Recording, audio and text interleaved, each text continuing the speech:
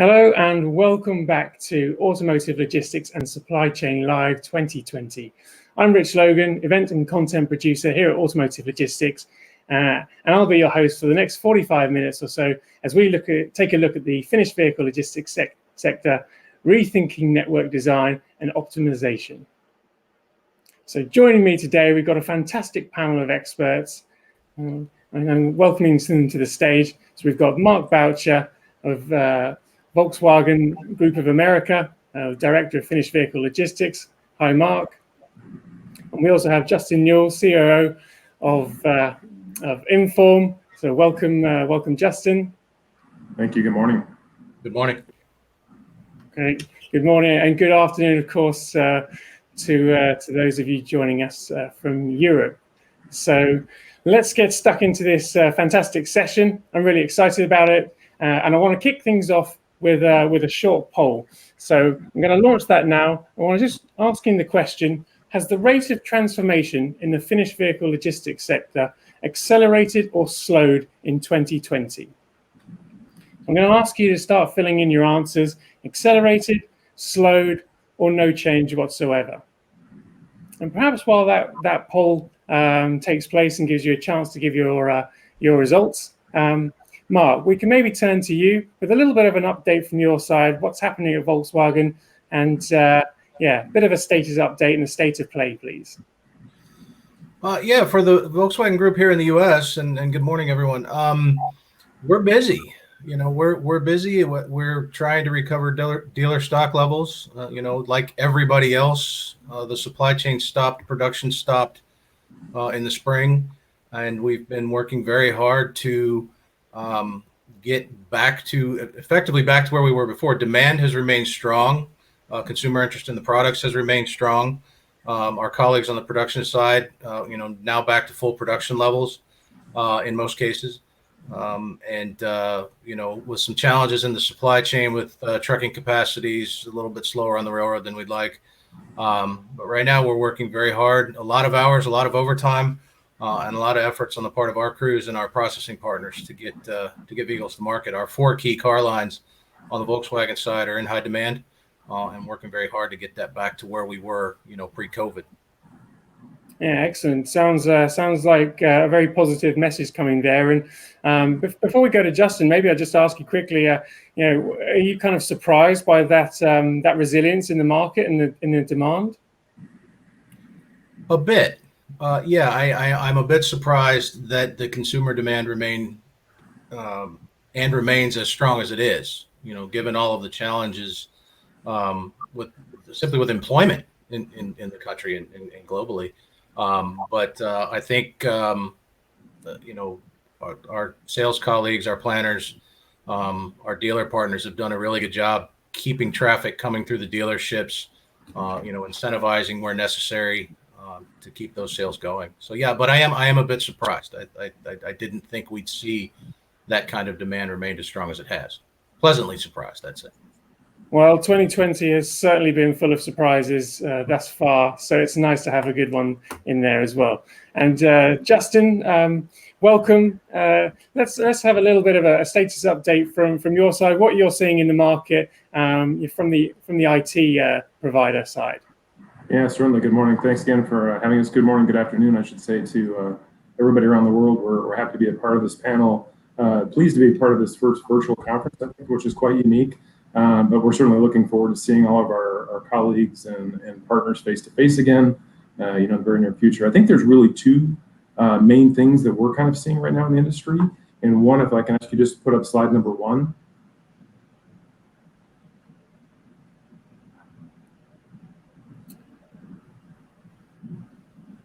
I'm sure my colleagues are busy working to get that slide going. Yep. So perhaps you can start explaining what we're about to see. The main issue we're kind of seeing, and I think it's been discussed a lot the last 2 days, which is digitalization. And for us, that's really, truly a digital supply chain. And we don't just think of it as going to a digital supply chain, but we truly think about the way that we optimize that supply chain. And for us, that's digital decision making, that's AI, that's ML. There we go. That's a lot of the technologies that we use. Certainly predictive analytics, that was talked about yesterday in one of the sessions as being a really key criteria that I think OEMs are looking at And then also operations research and mathematical optimization. These are things that I think for automotive are somewhat new, but they're becoming very prevalent. And I think that all industries are looking for that true digital supply chain to be able to make quicker, more agile decisions. And as we've come through, this pandemic, or we went into the beginning of the pandemic, the need to make very agile decisions became very important. So that would be the first one. The second one, and if I can get them to advance to the second slide,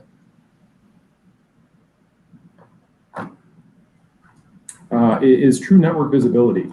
And I think the focus on network visibility is that certainly we've had a focus on network visibility over the last few years in different parts of it, but I think looking at the entire supply chain, and that could be from the very start, from the inbound side, all the way to the finished vehicles, all the way to dealer delivery, but really having true real-time visibility, and both with connected cars and trucks. I mean, these are becoming more prevalent with new technologies that are advancing, and the way that those technologies interact with true network visibility, I think is extremely important.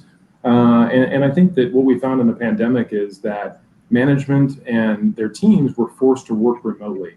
So, visibility of the network, visibility of the daily operations became a little bit more strained. And it really tested, I think, companies to see, what type of network visibility do we have now that we're working remotely?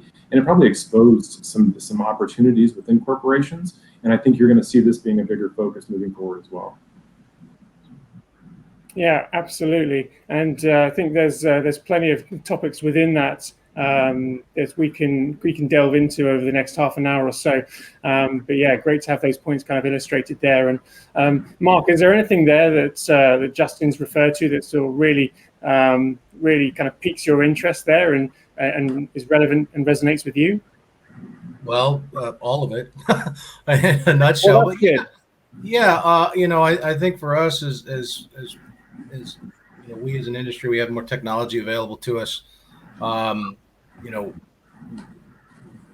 We at Volkswagen, we're looking at a lot of different opportunities with that.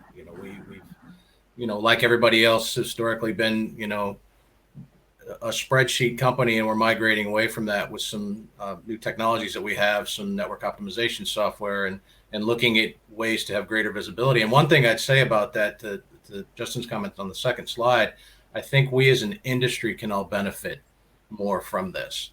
Looking at just basic example, bottlenecks. If we're able to predict those in advance, say at a railhead or in a yard or in some way, or with some kind of capacity vessels or whatever, to be able to proactively react to that instead of being reactive, I think would benefit all of us that do this work.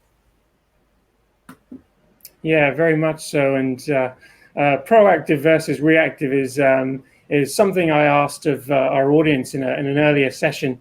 And a lot of people felt they were being proactive in terms of their digitalization. But as the conversation took place and we had our experts explain kind of what they were doing and what opportunities were out there, I think there was a realization that maybe many were reactive. And, when we talk about digitalization and new technology, we don't necessarily mean the ability to connect via Teams or Zoom. There's so much more than that. And I'm hoping we're going to delve into a little bit more of that, especially with you here, Justin, a bit later on. So just want to go back to our poll that we ran, and I can reveal the results now. So they should be with you on your screen. So just looking at the results, again, we asked, has the rate of transformation in the finished vehicle sector accelerated or slowed in 2020?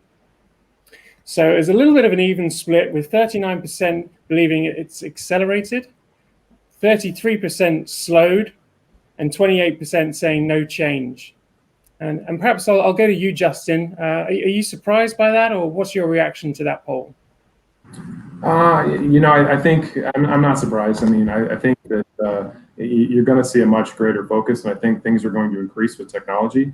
I think ultimately, as we push forward, I think a lot of companies have had strategic goals around technology, digitalization, and I think some people talk about digitization and digitalization, which are very different things. And I think that some companies having it as a focus, maybe on a corporate agenda, But I think now it's moving into, it's got to happen now. And I think that's what we're starting to see, is that it can no longer just be a futuristic goal for companies. The technology and the things that we're talking about today, that they have to start occurring today. Yeah, absolutely. And Mark, your reaction to that poll? I'm not surprised by it. I think, when the question was centered around 2020, right? And I think there's kind of a competing issue here, in that I think everybody now, especially, is looking at ways to be more efficient, to be faster, to get to market easier, to be cheaper. But with everything that we're talking about comes investment in technology and capital spending at a time when everybody lost a couple of months of production and real revenue, right? So I'm sure, all of the OEMs are in the same boat here, where it's probably a little more difficult to justify some of these things. So maybe in that respect, you've had to take a step back and look at, if you've got a list of 10 things you were planning to do, maybe you're not able to do 10 things this year. Now, maybe you've got to pick the top 5, something like that. So I think the constraint now isn't, in wanting to do it or developing it or seeing those opportunities. It's probably in some respects in getting that funded and justifying it in the climate that we have. When you lose, 20-25% of your sales volume simply because it wasn't able to be built, not because the demand isn't there, you've got to take a long, hard look at some of those things, at least near term. Yeah, absolutely. And I wonder if your to-do list is 10 things long or more like 100 things long, Mark. So I believe we've also got no, not quite yet. So let's keep going. Oh, here we are. Excellent. We've got Curtis able to join us. Welcome, Curtis. Thank you. Curtis from Jack Cooper. And come two at a time. We've also got Steve Jernigan as well. So Curtis, we've just done some introductions and caught up on a bit of state of play. And Curtis is Executive Vice President of Network Planning at Jack Cooper Transport. Perhaps you can start with a little bit of a state of play from the carrier's perspective. What's happening in the market? Well, right now, from the carrier side, things are very, very busy. Capacity is tight throughout our entire network. We've got over 1,200 trucks, but the industry as a whole, on the production side, we're seeing folks, especially with commercial vehicles, trying to play catch up with the lost production time that we had earlier in the year. Yeah, absolutely. Thank you. And Steve, welcome to the panel. Good morning. I hope you can hear me. Technology's not been my friend this morning, so I'm pointing from my phone. So hopefully you can hear me okay. We can hear you. We can see you. Thank you for joining us, and thank you for your efforts to be here. Steve, Director of Finished Vehicle Logistics at Nissan Group of America. What's the status at Nissan? So, post-COVID, now production, we're back up. All our plants are fully back in production. Obviously, we're in some minor year model launches and a few new model launches. So we're seeing production start to pick back up.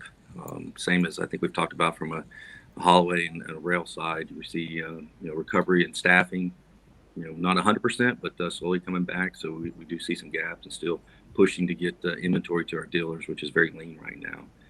Our port locations, obviously, they were probably the last to deplete in the pipeline, but it's taken some time to fill those back up. So our ports are coming back a little slower. We expect to see volume continue to climb through the next few months.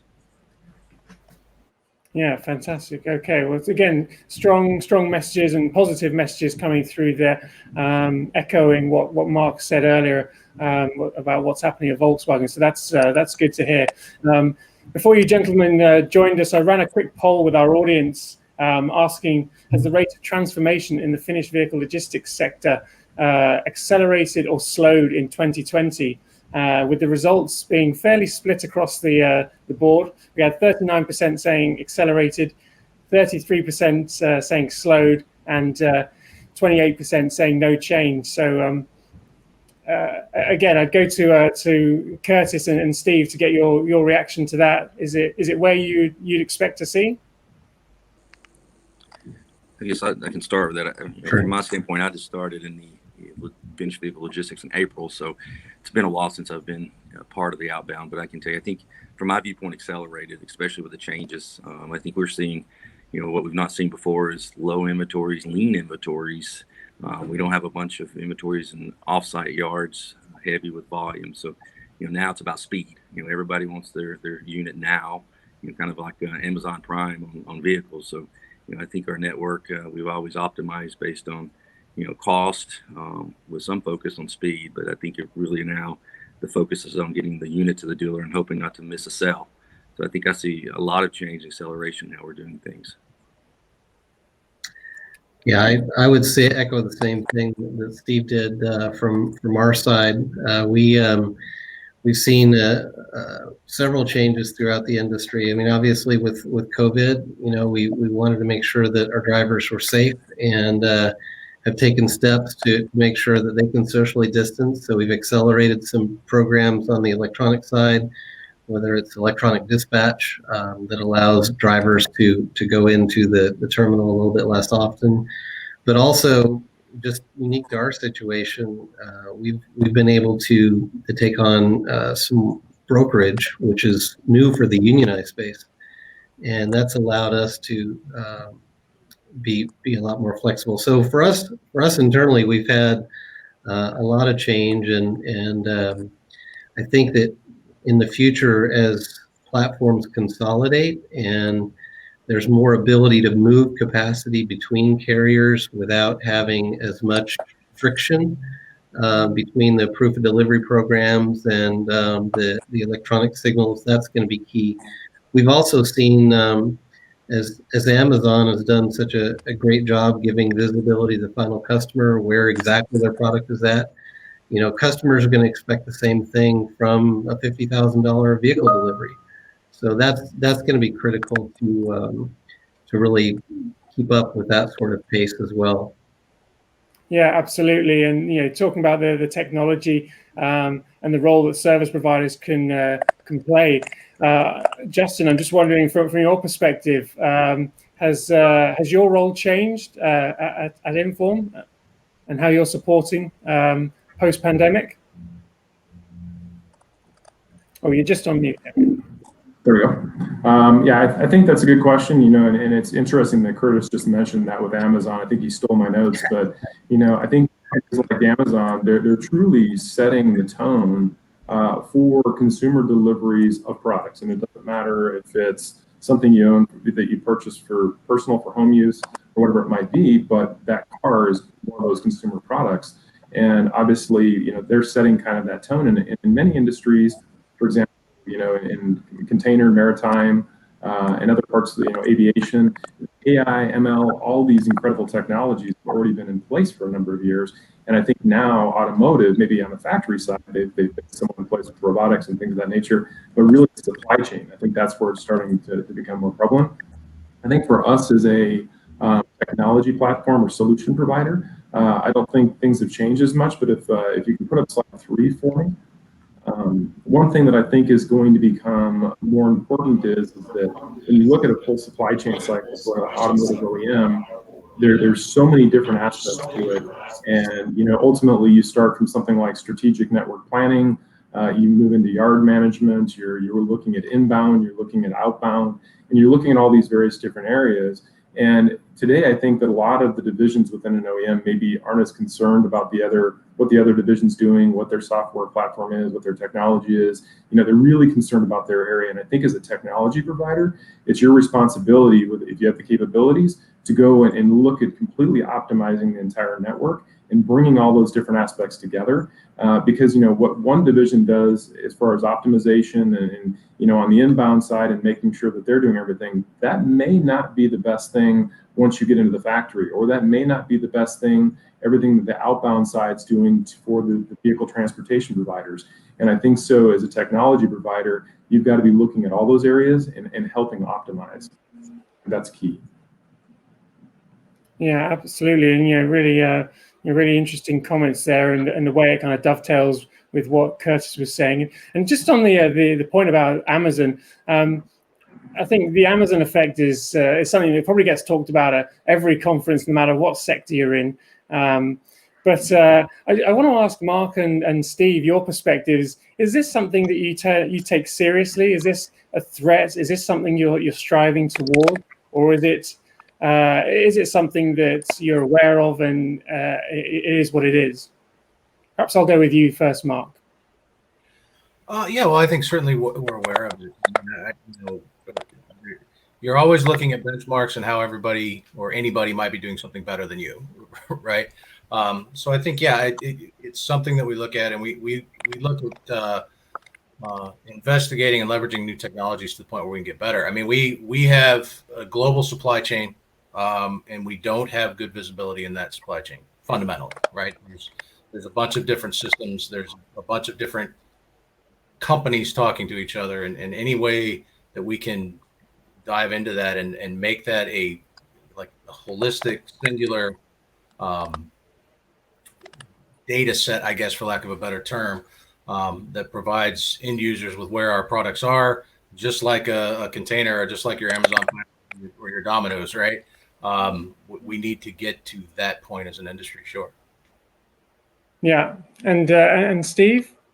Yeah, I think I agree with Mark's comments. I think for us, it's really, the visibility and using those tools to provide ETAs to dealers and having that visibility of issues within our network real time. So I think we're really investigating and trying to improve that in Nissan. And we've got a long ways to go, but I think it's important looking forward and what dealers expect and what customers expect from real-time info all the time.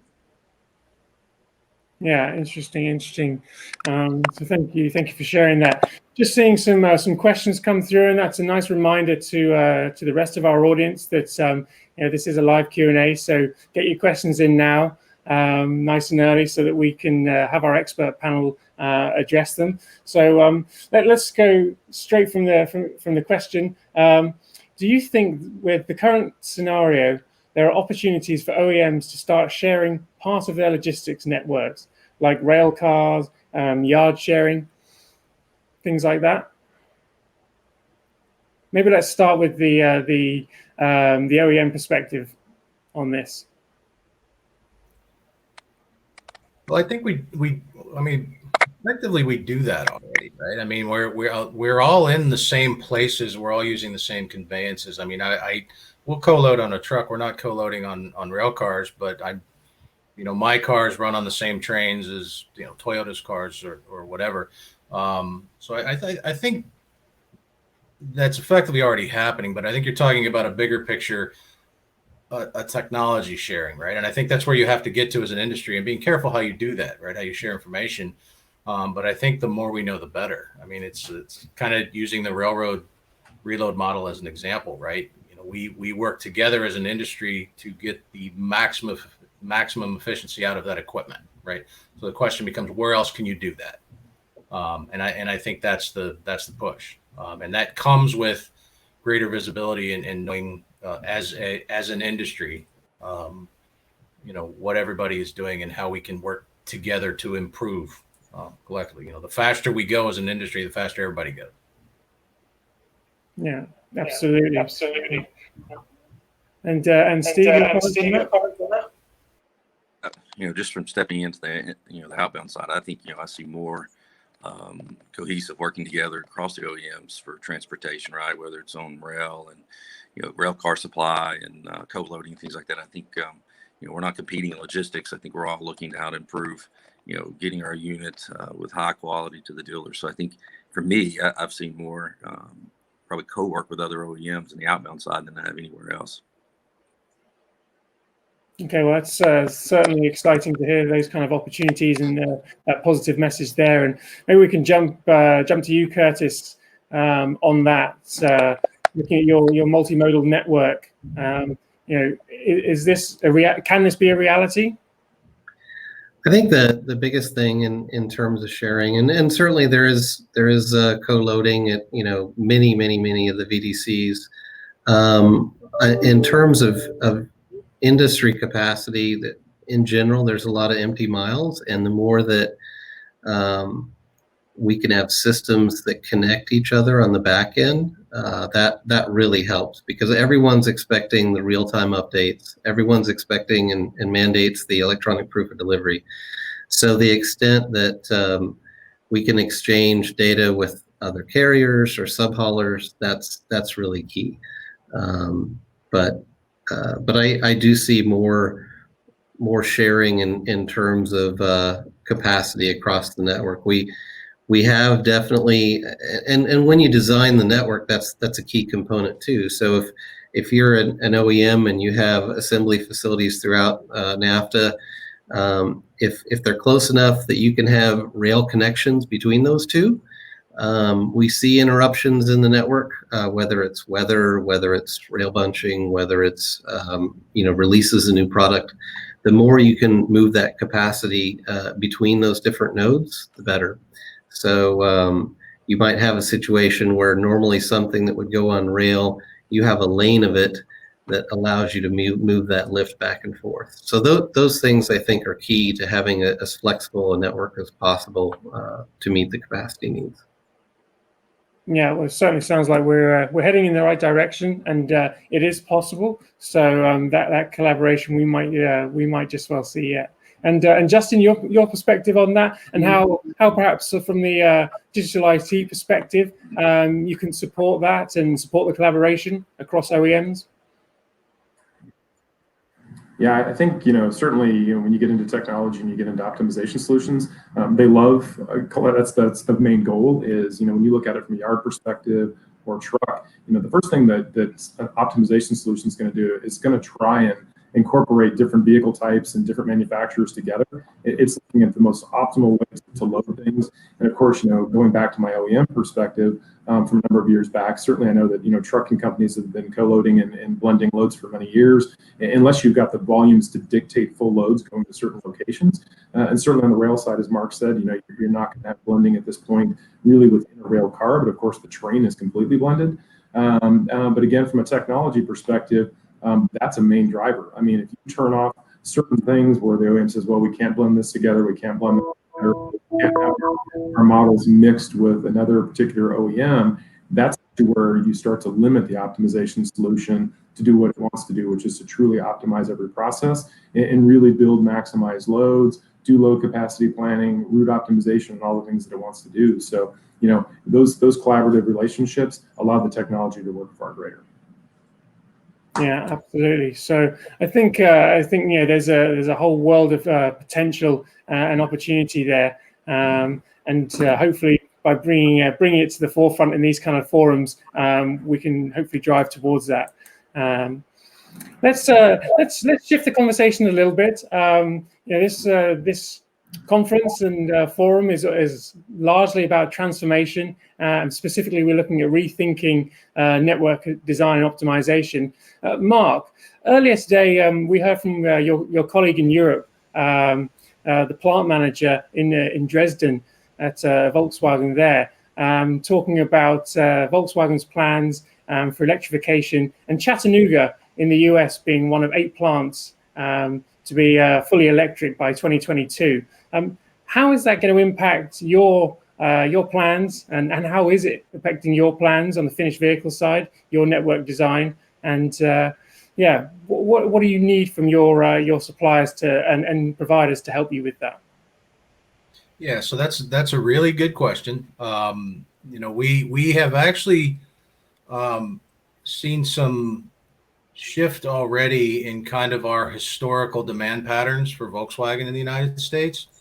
Just in the last couple of years, we have historically been a car company that sold a few trucks, and now, like everybody else, we sell more SUVs than we do passenger cars. We've got our new products into the market, and with that, we've seen some shift in our demand patterns geographically, right? So we've had to adjust to that already with our port operations. One of the reasons we have our Mid-Atlantic operation down in Baltimore. So when you look at the electrification and the EVs, there's the physical attributes of the car. They're heavier, but other than that, it's a car, right? We've got some battery requirements out around those that we're being mindful of.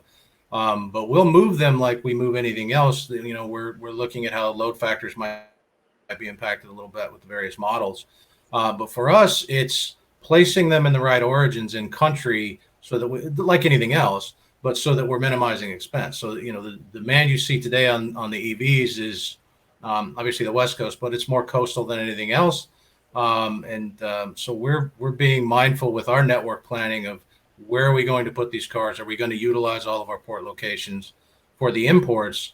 And then, of course, with Chattanooga, how are we going to distribute those nationwide? Yeah, absolutely. A lot of study around. Yeah. Yeah, fascinating there, and some really key insights as to what you're planning and what we can expect over the next couple of years there. And Curtis, maybe jumping to you now. We heard in a session earlier from Hyundai Glovis in Europe about concerns over weight limits, reduced capacity on the carriers, and also the need for investment into new equipment to move these vehicles around. Is that a concern for you? And what are you doing to support your customers as we shift towards electrification and increase that market? Well, we're constantly looking at the equipment that we have. We support a variety of different manufacturers producing a variety of different vehicles. So we've got about 43 different types of car haulers. In terms of the electrification, yes, they are going to get heavier. That is a concern. We saw the weight, the length law change, and we can now have 80-foot vehicles, but they didn't change the weight limit of those vehicles. So that additional space is good, but it certainly, combined with the electrification, is going to put pressure on vehicle design. And I think many of the carriers, including ourselves, are going to have to invest in equipment that makes sure that we get that +1 or don't get a -1 anyway, as more and more of those vehicles become heavier. Yeah, absolutely, and I think that's key. And Steve, maybe we can jump to you and change the conversation a little bit. You recently took over Nissan's finished vehicle logistics division earlier this year in April, I believe. Following a strong tenure in the procurement side. What's been your assessment of the wider sector so far, and where do you see the real opportunities? Yeah, so my assessment obviously is post-COVID and during COVID, so I know it's a lot different from prior years. I think as I talked about right now, our inventories are at an all-time low, which I believe all OEMs are, and you can see it in the dealer lots, right? Many of them sit low compared to what you're used to seeing. With these lean inventories, it's really uncovered problems in our supply chain, right? So areas where maybe we had additional volume or time to make adjustments or resolve issues, we no longer have that. So I think with this lean inventory, we're starting to see where we have opportunities to make changes and improvements. Some of that can be on dwell time, speed to dealer, capacity, I think is another one. I think we're continuing to look now at, how do we optimize haul-away, right? Whether it's in the delivery network and allowing STI and reducing restrictions, we're minimizing our mileage to dealers from railheads. So we're looking at, everything's built around, keeping the cars moving, and then also internally identifying regions. As we've talked about, some regions seem to be selling at different models, different demands. And with lean inventories, we haven't fluctuated fast. We haven't planned our production to produce, maybe a model that's going into the Northeast that's in high demand. So there's a lot of things we're doing to try to change into this new inventory model, and hopefully maintain healthy inventories moving forward. We'll continue to look at opportunities as well with touchless type deliveries, low touch models and face-to-face with consumers. I think we're seeing changes with that as well, even in our service department, as they may pick up vehicles and bring them back to their house. So many things are changing, I guess, for me, from where I've been in outbound. It's been many years ago. So a lot of it COVID related, and I think it's accelerated, but gives a lot of opportunity for change into the network. Yeah, absolutely. And I like that. It's a strong word, opportunity. So great to hear. And definitely from your perspective, transport management must be a key offering and a key core to your business, really. What's your take on this, and how can digital really play a part here? Yeah, if we can just go down one slide if possible to the transport management slide, that would be great.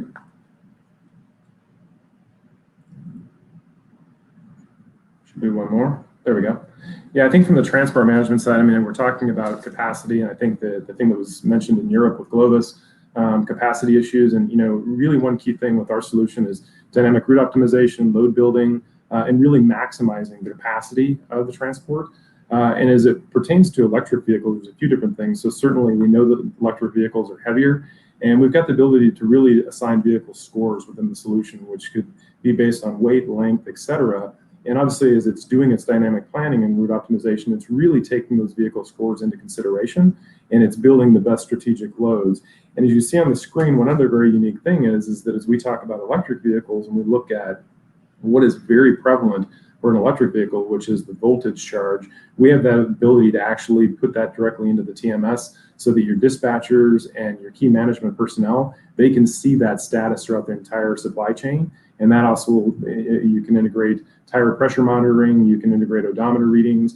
And I think that, again, as we look at connected cars and trucks, and we talk about real-time visibility and we talk about transport management, I think these are key attributes that you're going to have in your solution in order to make sure that you're avoiding a vehicle going dead on a truck or on a rail train, and that basically you're also not touching the cars additional times, because I think the OEMs always know that when you're looking at yards or compounds, you're doing these periodic checks to basically check the voltage, check tire pressure. And if you've got the telematic reading either directly from the car, from the electric cars that have the newer technology, or via some type of an OBD connector, you don't have to check them. If you can see the voltage is fine, well, then you're not sending a worker out to check it randomly.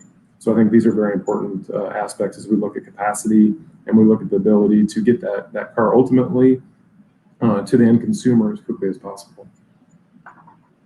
Yeah, and getting the vehicles to the consumer right now is critical. We've heard that there's pent up demand, and that can be potentially the difference between a sale and a lost customer. That kind of delay. So that's highly important. And maybe we can take a look at the dealer end of the spectrum. And we had a question come through. If I can just bring it up, or did we lose it? Okay, we seem to have lost that one, but that's okay. So Steve, I know you've got a big focus on your dealer network, and you still see those as an opportunity. Can you share a little bit more about what your plans are there? From a dealer network, so from obviously with COVID, it's changed things, right? So we've had to add some cleaning into the car before delivery, right, as well as dealers have to do some specific things and educate consumers as well on cleaning their car. So I think making sure that the consumer has a safe experience at the dealership and with the vehicle has been very important in this time. So that's something that we've really focused on and implemented. So I think all the OEMs are probably doing the same thing to bring the foot traffic back in and make sure people feel safe during the purchase of a car and their vehicle is clean and safe to take. From a dealer perspective as well with lean, I think we're focusing a lot on opening up our restrictions, right? I think that's always been a challenge in the network. Dealers have different types of time bands for deliveries, some weekends, some none, and also expanding our STI deliveries, which basically subject to inspection, meaning basically we drop off and they have 48 hours to inspect and get back to us if there's any issues. So really making a lot of changes to adapt to this new world with COVID. Yeah, absolutely. And apologies, I missed the question, but the question from the audience was there. Do you think with the current scenario, there are opportunities for OEMs to start? Oh, sorry, that's the wrong one. Question. Sorry, I'm getting a little bit muddled myself here. Is providing better visibility to the dealer network, as well as to the OEMs, something that is worth paying a premium for? So putting you on the spot here, Steve and Mark. I think right now, yes. I don't know if I want to say a premium. I want to pay for it, get it at a good price. But yeah, visibility is key right now, right? I'm getting calls daily on my ETA estimate. I'm 5 days off, right? And these guys are paying floor costs for vehicles that are on their dealer lot yet. So with inventories low, they notice these type of things, and in the past where it may not have been a big concern, as you talked about, they need that unit to finish a sale. So we are looking at some third-party solutions that do provide that visibility, ETA real time, and also that predicts any issues in the modeling. So we are investigating right now with some third parties at that potential to give us more visibility. Yeah, absolutely. And Mark, anything to add on that? Well, I think Steve hit it right on the head. But yes, absolutely. I think I would like to know where my vehicles are at all times, certainly. But so would our dealer partners. And you mentioned it earlier, Rich. You've got customers in the showroom waiting for cars, potentially made a deposit on a vehicle with the second largest purchase you're going to make, and I'm not able to tell them at times when that vehicle is going to get to the dealer. And that does result in lost sales sometimes, and certainly a large amount of frustration. But even just setting that consumer aspect aside, it would just breed efficiency. Steve mentioned something a little earlier, and I think he really nailed it when he said, coming out of COVID, our stocks are lean. We've had to look kind of in total at our supply chains and how we can be a little bit better, but we don't want to now. We have an opportunity here, right, to not get back to a point where some of us may have been before, where we had some bloated inventories in spot, some aged inventories in spot. A lot of that got corrected over the last 6 months or so.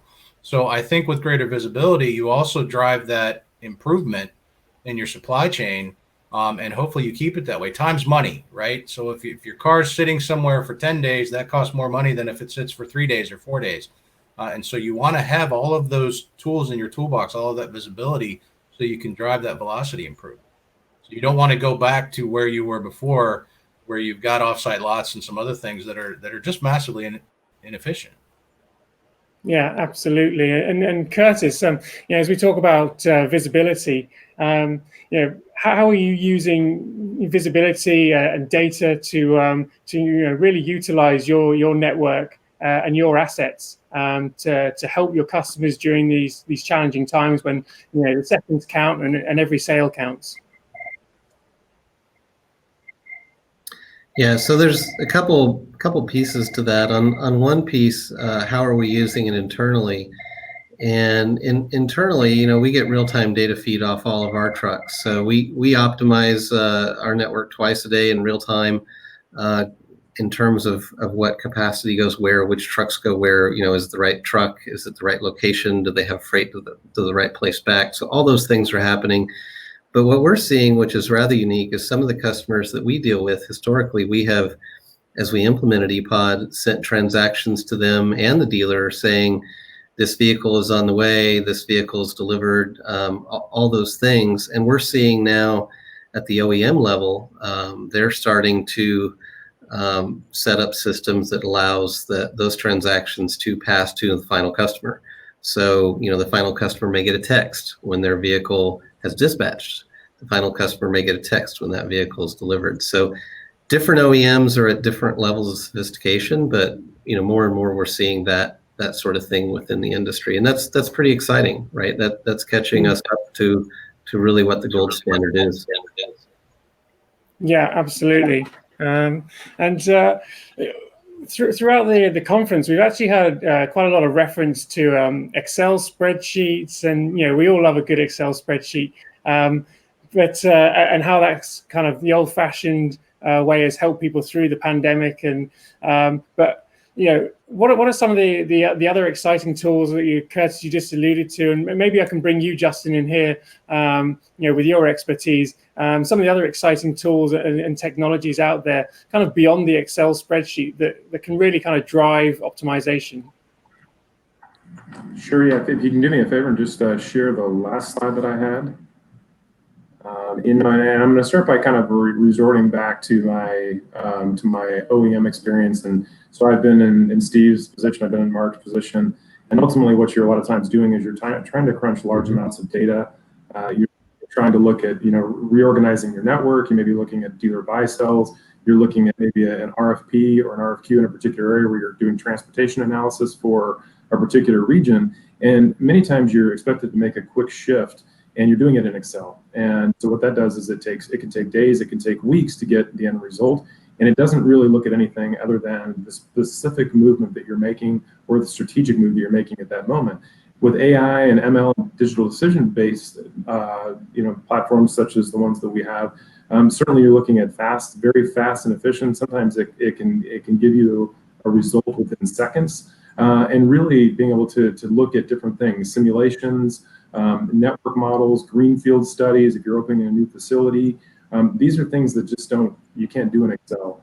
And so I think that more and more companies, again, as we talk about those connected networks and looking at the entire network and really being able to see that if I make a decision with this particular factory or this particular railhead or this particular trucking line, what does that do all the way down to the very end as far as cost? You can look at different cost models. You can look at what's the best cost model, what's the best performance model, and where's the fit in between for the best overall fit for the OEM. And many times that nets a very large percentage decrease in logistics costs, which again, you're looking at consumer expectation and the ability to deliver, very high quality products, but you're always looking at costs on the back end. Yeah, absolutely. And as we're talking about technology and advancements and what's out there, Mark, I want to bring the conversation to you. And you've just launched your new facility in Baltimore, your VDC. Perhaps you can share a little bit of information about that and what's taking place there.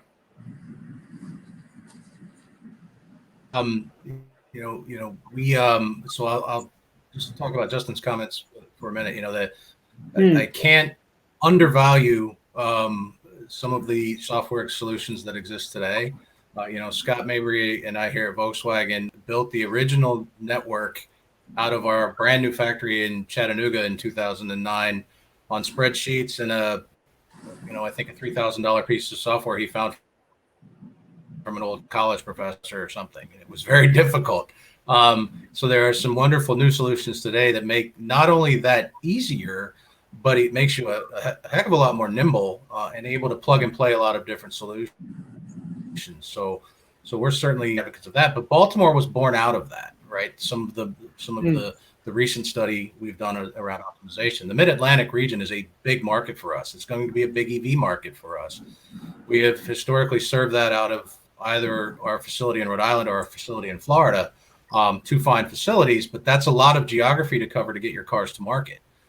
So in working with, the state of Maryland and Trade Point Atlantic Express Point and our partner Wallenius, we've developed this location to our specifications with our OEM partners, and it's exactly the way we want it. We put a stake in the ground. We're going to be there a long time, and we're very, very excited to be there.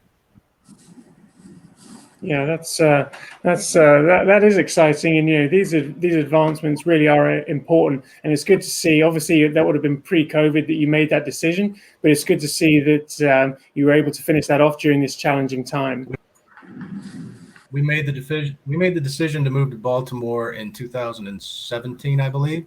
It's been a 3-year process to get it planned, built, approved, and open. We actually were delayed with COVID because of the lack of production because of vessels being parked effectively. So we were actually a couple of months late getting fully involved. But Brad has the place running full bore now. So we had hoped to do that in about June. It took to about August, but we're going full on now.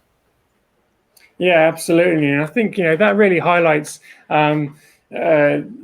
some of the long-term projects in play here, the investments that are in place. It's not just a case of COVID's happened, we should catch up, we should do this, we should invest in this technology. These decisions that take time, the implementations, whether it be building new facilities or Curtis investing in new assets, or creating new models, Steve, and same for you, Justin, with your technology. Working with customers, building those relationships, and proving that you can deliver on those. These things take time, so it's important as we understand this transformation that's taking place in the industry that it's not an overnight thing. So we're getting pretty close to the end of the session. I think I've rather cheekily overran a little bit, but was rather enjoying the conversation. Perhaps we can just end by a little round robin of let's fast forward 5 years, and let's take a look at finished vehicle logistics as the sector. Is it unrecognizable? Has it changed, transformed beyond belief, or are we looking at something that's going to be a similar model? Perhaps I'll put you on the spot, and I'll ask Curtis to kick us off for this. Well, I think until vehicles are driving themselves to the final customer, you're always going to need metal. I think in the short term, the biggest changes we're going to see is the technology interplay between all the partners, whether it's a final customer, a dealer, an OEM, or a carrier, rail, yard. We can and will get better as an industry, I think, exchanging that data.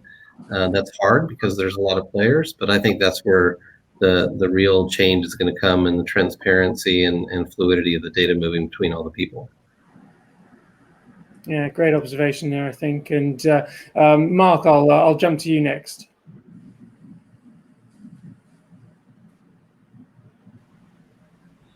Yeah, so I've been doing this now, 20 years. I know that move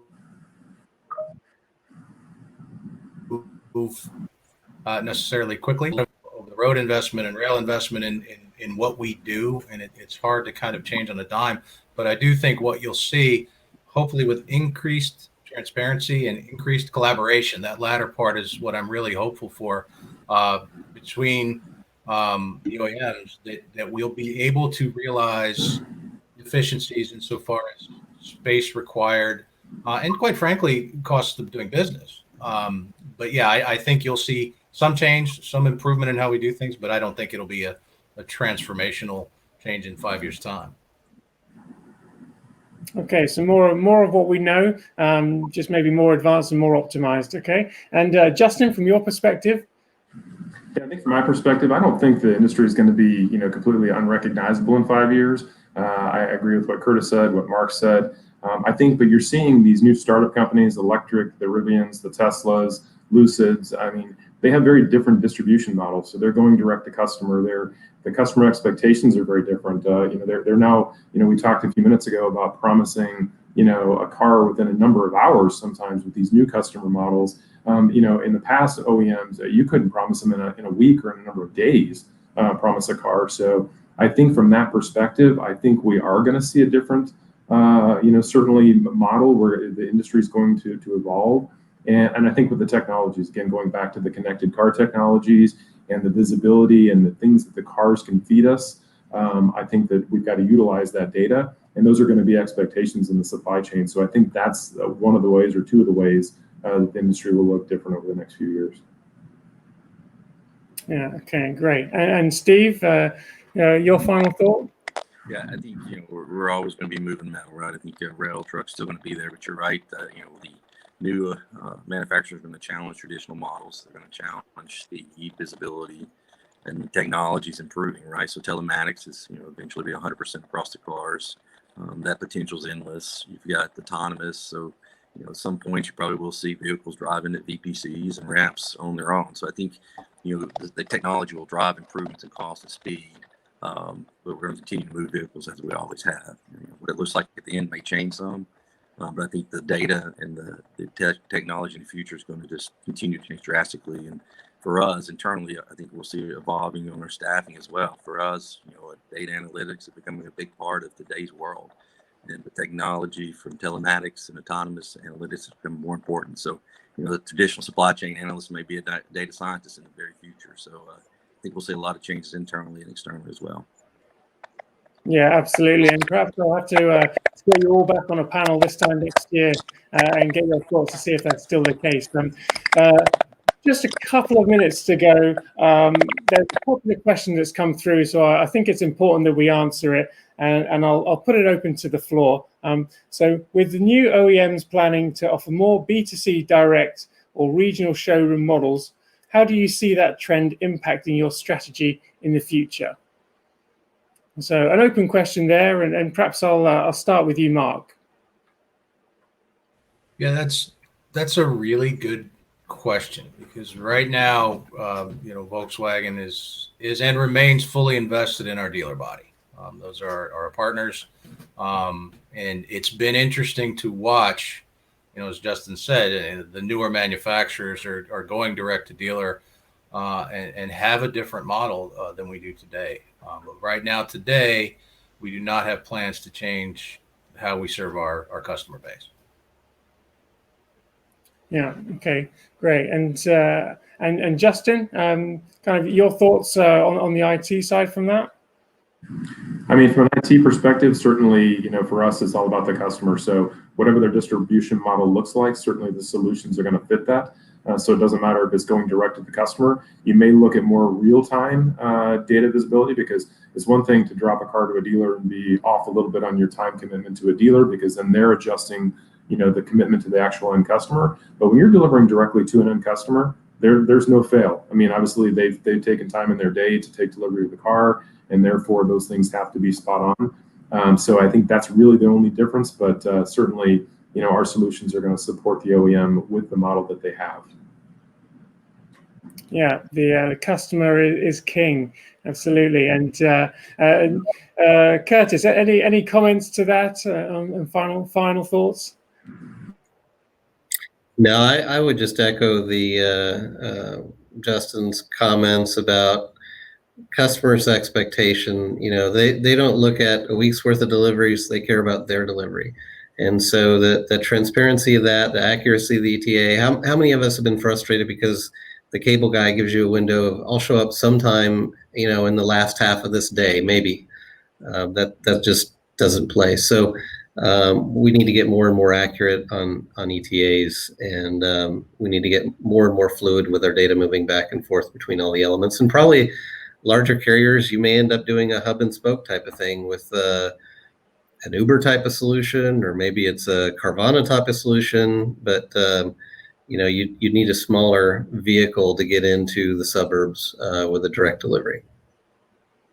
Yeah, absolutely. And then Steve, we'll turn to you, and these will be the final comments. Before I promise I'll let you all go. Yeah, I echo Mark's thoughts. The dealer body is important for us too. I mean, there's no direction to change. I think it's how do we continue to help the dealer body meet the changing customer need? And I think we saw some of that during COVID, right? Picking up a service vehicle and taking it from their home to the dealer and back. So I think we'll continue to evolve and work with our dealer body to expand that customer service. Yeah, fantastic. And first approach is a great way to end this session. So I want to say thank you to our panelists, and thank you also to the audience who participated and gave some really good questions. It's been a great session. There's lots of opportunity clearly out there. There's lots of advancements. So it's an exciting space to be in. So to our audience, that's it for this session. Join us again in about 15 minutes when we'll be connecting with Toyota and Volkswagen again to talk about innovation across the aftermarket and service parts sector. So I'm Rich Logan, signing off for now.